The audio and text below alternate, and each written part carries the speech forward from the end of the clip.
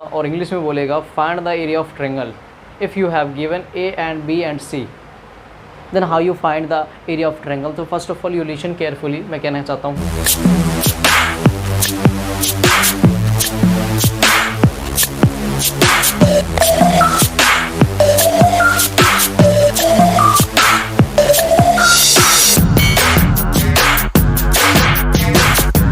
कैसे हो आप सब? मुझे उम्मीद है आप सब जहाँ कहीं भी हो खुश हो, स्वस्थ हो, अपने क्षेत्र में अच्छा काम कर रहे हो। मेरा नाम हार्दिक सिंह और आप देख रहे हैं हार्दिक सिंह मैथमेटिक्स। आज आपको मैं बताने वाला हूँ चैप्टर 7 यानी कोऑर्डिनेट ज्योमेट्री, जिसमें आप ये सीखेंगे निर्देशांक ज्यामिति। जी हाँ, बने रहिए वीडियो क्लास तक ताकि आप किसी भी ऐसे पॉइंट को ना भूल पाएँ जो शायद आपके एग्जाम में पूछी जाने वाली हो। तो चलिए स्टार्ट करते हैं वीडियो को बिना किसी देरी के। तब तक के लिए मैं बता दूँ, आपके पास जितने भी डाउट्स हैं मुझे कमेंट बॉक्स में जरूर बताएं ताकि आपके हर सोल्यूशन में आने वाली वीडियो में लाता रहूँ। चलिए स्टार्ट करते हैं बिना किसी देरी और दिक्कत के।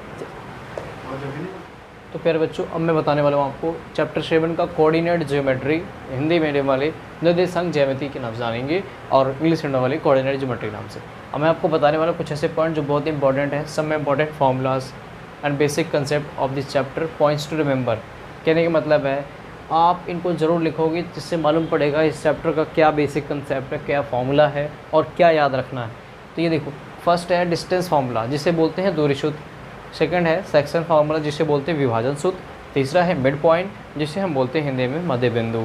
और चौथा है एरिया ऑफ ट्रायंगल जिसे बोलते हैं त्रिभुज का क्षेत्रफल। तो इस चैप्टर में ऐसे 4 पॉइंट्स हैं जो यूज़ होने वाले हैं।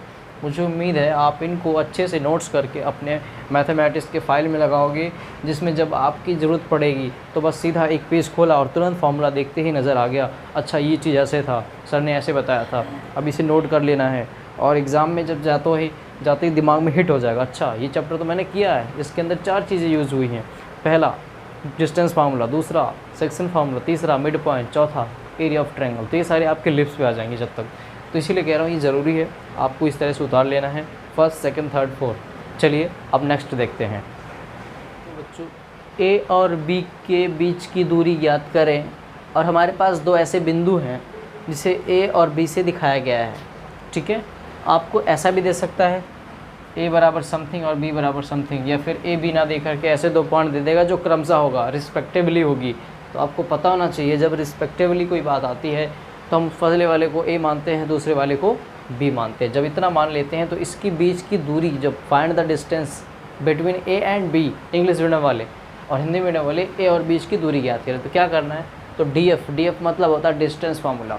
अब ये डिस्टेंस फार्मूला कैसे लगाएंगे ये मैं आपको बताने वाला हूँ। तो चलिए ज़रा देखते हैं डिस्टेंस फार्मूला कैसे होता है। तो अब हम देख रहे हैं डीएफ को बोलते हैं इन फुल फॉर्म में डिस्टेंस फार्मूला, इन शॉर्ट में डीएफ से डिनोट करेंगे। अब जो डीएफ होगा हमें ऐसे 2 पॉइंट के माध्यम से बताएगा कि ए हमारा इतना पॉइंट से और बी हमारा इतना पॉइंट से। तो आप क्या करोगे, इन ए और बी के बीच की दूरी निकालोगे जिसका फार्मूला होता है डिस्टेंस फार्मूला। आइए ज़रा देखते हैं, इसे हिंदी में दूरी सूत्र कहते हैं कि आपको बिंदु ए और बिंदु बी गिवन है, आप इसे ए और बी के बीच की दूरी यानी ज्ञात करें। तो कुछ नहीं करना, आपको जो ए और बी गिवन है, ए बी इक्वल में √x2 - x1 का whole square plus y2 - y1 का whole square. This is your distance formula, जिसे हम इन शॉर्ट में डीएफ कहते हैं और हिंदी में दूरी सूत्र। आइए ज़रा देखते हैं सेकंड। प्यारे बच्चों, अब मैं देखने वाला हूँ सेकंड क्वेश्चन। सेकंड जो फार्मूला है आपका वो किस तरह से है, सेक्शन फार्मूला इंग्लिश मीडियम वाले देखेंगे, इसे हिंदी में विभाजन सूत्र कहते हैं हिंदी मीडियम वाले के लिए। अब देखेंगे तो एग्जाम्पल की मदद से मैं एग्जैक्ट क्वेश्चन बना रहा हूँ। मान लो आपके पास क्वेश्चन ए पॉइंट दिया गया और बी पॉइंट दिया गया और पी आपको रेशियो दे दिया गया। यहाँ पे रेशियो 1:2 हो सकता है, 2:1 हो सकता है, 3:4 हो सकता है, 4:3 हो सकता है, मतलब कुछ भी बैठ सकता है यहाँ पे एज आ रेशियो। तो आप उस रेशियो को m1 एंड m2 काउंट करोगे। ठीक है, इस तरह से। तो फॉर्मूला होगा x निकालने का m1 × x2 plus m2 × x1 upon में m1 plus m2 comma y निकालने का फार्मूला होता है m1 y2 plus m2 y1 upon में m1 प्लस m2। इस तरह से। तो मैंने देखा कि किस तरह से इसमें विभाजन सूत्र का यूज़ हुआ है। आई होप इसे आप अच्छे से कॉपी में उतारेंगे, नोट्स बनाएंगे, क्योंकि जब सवाल करेंगे तो यहाँ पे बहुत यूज़ होगा और बोर्ड एग्ज़ाम में भी आपको याद होना ज़रूरी है। ऐसे क्वेश्चन आते ही आते हैं और आपसे स्किप ना हो, इसलिए मैं सारी चीज़ें बता दे रहा हूँ कि क्वेश्चन ऐसा कैसे आएगा आपके सामने। क्वेश्चन इस तरह से आएगा, ए और बी पॉइंट्स दिए जाएंगे और पी जो होगा हमारा रेशियो होगा, यहाँ पे कोई भी डिजिट बैठी होगी और यहाँ पे भी कुछ डिजिट बैठा दी जाएगी ताकि आप उसे निकाल सको आसानी से। अब मैं देखने वाला हूँ तीसरा मिड पॉइंट के लिए। प्यारे बच्चों, मैं देखने वाला हूँ तीसरा फॉर्मूला है मिड पॉइंट फार्मूला, जिसे बोलते हैं मध्य बिंदु का सूत्र। आइए ज़रा देखते हैं मध्य बिंदु कैसे निकालेंगे। मैं एक एग्जांपल की मदद से तुम्हें समझाना चाहता हूँ, आपको समझाना चाहता हूँ कि जो P है, मान लो आपको कोई पॉइंट्स दे दिया गया और Q भी आपको कोई पॉइंट्स दे दिया गया, तो इसके और इसके बीच की जो मिड पॉइंट है वो निकालना है आपको। तो इस तरह से फॉर्मूला है आपको x निकालने के लिए और y निकालने के लिए। x निकालने के लिए क्या करोगे आप, x1 प्लस x2 को ऐड करके हाफ से इसे पूरा 2 से डिवाइड कर दोगे। इसी तरह से y को y1 प्लस y2 से ऐड करके 2 से डिवाइड कर दोगे, दैट्स इट।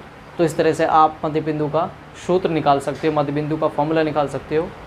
मध्य बिंदु का फॉर्मूला दिया हुआ है, इससे आप सवाल कर सकते हो, दैट्स इट। चलिए अब आगे देखते हैं फोर्थ, एरिया ऑफ ट्रायंगल, जिसे हम त्रिभुज का क्षेत्रफल कहते हैं। स्टूडेंट्स देखो, क्वेश्चंस आपके सामने कैसे आएंगे। त्रिभुज का क्षेत्रफल ज्ञात करें बोलेगा और इंग्लिश में बोलेगा find the area of triangle if you have given A and B and C, then how you find the area of triangle. तो first of all you listen carefully, मैं कहना चाहता हूँ आप ध्यान से सुनिएगा। जैसे आपको सबसे पहले फिगर ड्रॉ करना है, आपको फिगर ड्रॉ करके नहीं देगा, सिर्फ A B C ऐसे पॉइंट्स आ जाएंगे आपके सामने, बस आपको A और B और C निकालना है। तो क्या करना है सबसे पहले, तो पहले देखो A B निकालेंगे। जब A B निकाल लोगे आप तो B C, फिर उसके बाद A C। तो मैं देखूँगा A B जो हमारा है कितना है, 0,0 है। नहीं, जो हमारा सिर्फ A पॉइंट है, A कितना है, अगर हम A देखें तो सिर्फ 0,0 है, लेकिन B को देखें तो 1,1। तो मतलब इसके और इसके बीच की जो ट्रायंगल की दूरी है वो निकालना है, क्षेत्रफल ज्ञात करना है A और B के बीच में। जब A और B के बीच में ज्ञात कर लो, फिर B और C के बीच में ज्ञात करना है आपको। इसी तरह से निरंतर ऐसे चलते जाना है आपको यहाँ तक AC तक, इस तरह से आपको निकलेगा। तो AB, BC और AC फार्मूला में आपको एक बता दे रहा हूँ, उसी के आधार पे BC और AC निकलेगा। तो आइए ज़रा देखते हैं AB फार्मूला क्या होता है, जिसके माध्यम से हम और पॉइंट्स के भी निकाल सकते हैं। तो फार्मूला कुछ इस प्रकार से है एरिया ऑफ ट्रायंगल का। तो प्यारे बच्चों देख ही रहे हैं, कम एरिया ऑफ ट्रायंगल का जो फार्मूला है कुछ इस प्रकार है। मान लो आपको AB, BC, AC निकालना है, तो जिस तरह से मैं AB निकालूंगा ठीक उसी प्रकार आपको BC और AC निकालना है। इसीलिए मैं सिर्फ AB का फार्मूला लिख रहा हूँ, ताकि आप BC और AC आसानी से निकाल पाओ। AB क्या है, जैसे मान लो एरिया ऑफ ट्रायंगल AB का निकालना है, तो आपको क्या करना है, सबसे पहले हाफ से इसे डिवाइड करना है। x1 into y2 minus y3 plus x2 into y3 minus y1 plus x3 into y1 minus y2, small bracket close and after big bracket also close. ठीक है, तो इस तरह से मैं देख पा रहा हूँ कि एरिया ऑफ ट्रायंगल AB का हमने कैसे निकालेंगे, तो ये फार्मूला यूज़ करेंगे। सिमिलरली जब आप AB निकाल लो तो BC पॉइंट को ऐसे रखो और सेम फार्मूला बैठाओ, फिर ऐसे निकालो। ऐसे करके आप AB, BC और AC तीनों जब फार्मूला आ जाए, this is your final answer, AB, BC और AC। तो इस तरह से आपको एरिया ऑफ ट्रायंगल फार्मूला निकाल पाएंगे। अब मैं बात करने वाला हूँ आप x1, y1 और x2, y3 कैसे लाओगे, ये सब मैं आपको बताने वाला हूँ। चलो आप ध्यान से देखिए, आगे बढ़ते हैं। प्यारे बच्चों देखो यहाँ पे, अब आपको मैं बताने वाला था कि x1, y1 और x3 कैसे निकालें। तो देखिए ध्यान से, तो x1, x2, x3, क्योंकि इस फॉर्मूले में x3 एट मोस्ट यूज़ हुआ है, ठीक है ना। तो एटलीस्ट x1 से लेकर मोस्ट x3 तक। इसी तरह से y भी देख रहे हैं हम, y1 से लेकर y3 तक यूज़ हुआ है। तो कहाँ से लेंगे भाई, जो हमारा पॉइंट्स है, मान लो A पॉइंट है तो इसमें x1 और y1 काउंट किया गया। B पॉइंट है, मान लो यहाँ पे 2 समथिंग जो कुछ भी है, 1,2 है, तो इससे x2 और y2 कॉमन किया गया, माना गया। इसी तरह से 0,3 सपोज मान लो कुछ भी यहाँ पे, ठीक है। तो इसे हम x3 और y3 के नाम से जानें।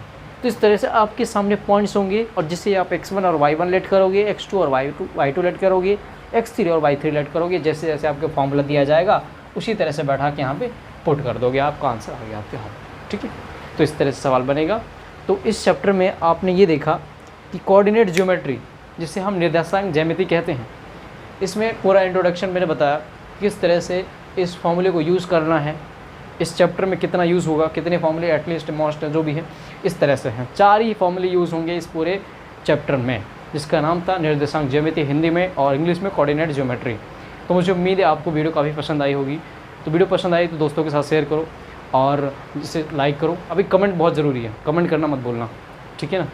चलिए फिर मिलते हैं नेक्स्ट वीडियो में, तब तक के लिए जय हिंद, धन्यवाद। मैं आपको एक्सरसाइज 7.1 के साथ लौट रहा हूँ एक बार फिर से। आपके इसी अपने यूट्यूब चैनल पे। तो एक बात और कहनी थी आपसे, मैं ये कहना चाहता हूँ कि अगर आप तक अभी तक हमारे इस चैनल पे चैप्टर फर्स्ट की कंप्लीट सीरीज़ नहीं देखी तो हमारे आई बटन पे क्लिक कीजिए, वहाँ पे देख लीजिए। चैप्टर फर्स्ट की पूरी कंप्लीट सीरीज डल चुकी है। तो चलिए आज के लिए इतना ही, मिलते हैं नेक्स्ट एपिसोड में। धन्यवाद।